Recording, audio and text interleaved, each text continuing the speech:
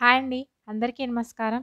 చందు, శ్రీవల్లి అయితే పెళ్లి జరుగుతూ ఉంటుంది. అందరూ కలిసి అయితే పెళ్లి మండపానికైతే వస్తారు. అక్కడ అన్నీ జరుగుతూ ఉంటాయి.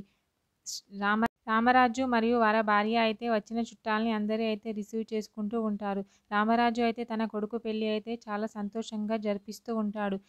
పంతులు గారు కూడా వస్తారు. అక్కడ అన్ని ఏర్పాట్లు అయితే జరుగుతూ ఉంటాయి. శ్రీవల్లి కూడా పెళ్లి కూతురులా అందంగా ముస్తాబవుతూ ఉంటుంది. వాళ్ళ అమ్మ, వాళ్ళ చెల్లి అందరూ అయితే చాలా సంతోషంగా ఉంటారు.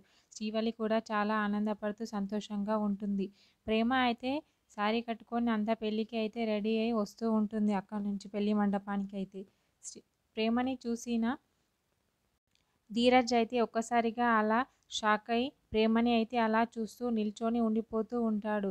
ప్రేమ అయితే అక్కడికి మండపానికి అయితే లోపలికి అయితే వెళ్ళడానికి వస్తూ ఉంటుంది. అక్కడ ధీరజ్ అయితే ఉంటాడు. ఏమైంది, ఎందుకలా చూస్తున్నావు అని చెప్పి అడుగుతూ ఉంటుంది ప్రేమ.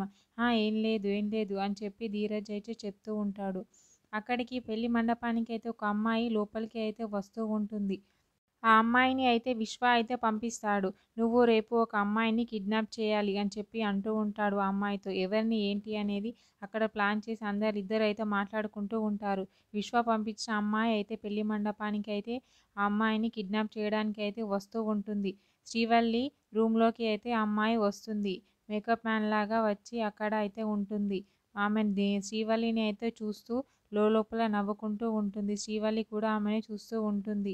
మరి ఏం జరుగుతుంది? మరి శ్రీవల్లిని ఎలా కిడ్నాప్ చేస్తుందా? మరి కిడ్నాప్ చేసి ఎలా తీసుకెళ్తుంది ఏంటి అనేది నెక్స్ట్ ఎపిసోడ్‌లో చూద్దాం. ఓకే. థ్యాంక్ యూ అండి. నా ఛానల్‌ని సబ్స్క్రైబ్ అండ్ లైక్ చేయండి.